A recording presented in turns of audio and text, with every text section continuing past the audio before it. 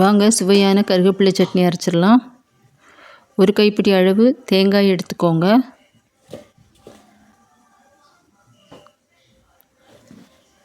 ரெண்டு பச்சை மிளகாய் போட்டுக்கோங்க.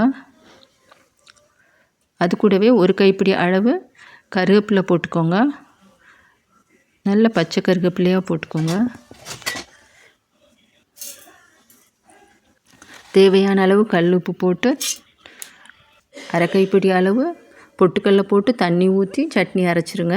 நல்லா வழுவழுன்னு சட்னி அரைச்சா பச்சை கலர் சட்னி ரெடி ஆகிடும். டேஸ்டியான சட்னி ரெடி.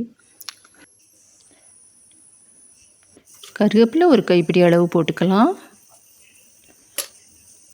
அது கூட ஒரு 3 வெள்ளைப்பூடு போட்டுக்கலாம். சின்னதாக கொஞ்சம் புளி போட்டுக்கலாம்.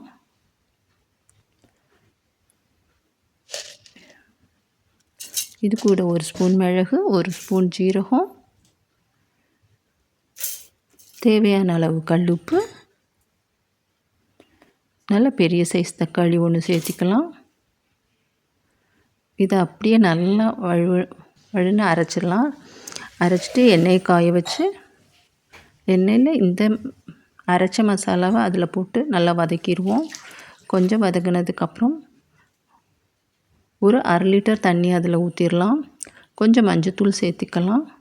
இது கூட ஒரு வரமிளகாயும் சேர்த்தி ரசம் ஓரளவு ரெடி ஆயிடுச்சு.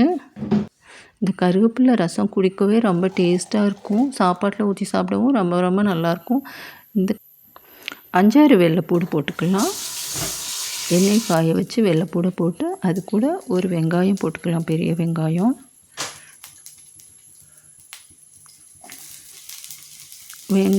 வெள்ளைப்பூடும் வெங்காயமும் நல்லா வதங்கி வரட்டும்.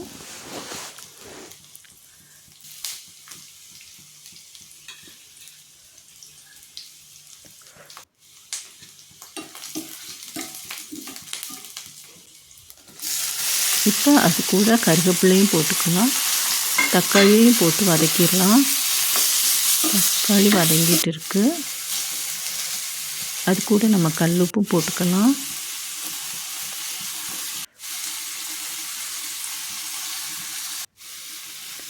இப்போ நம்ம ஒரு கைப்பிடி அளவு கருவேப்பிலை சேர்த்துக்கலாம். இந்த மாதிரி நம்ம என்ன சட்னி செஞ்சாலும், ரசம் செஞ்சாலும், தேங்காய் சட்னி செஞ்சாலும் இந்த மாதிரி கருவேப்பிலையை சேர்த்து நம்ம செஞ்சுக்கலாம். அடுத்து 3 வரமிளகாய் போட்டு அதையும் நல்லா வதக்கி எடுத்துடலாம்.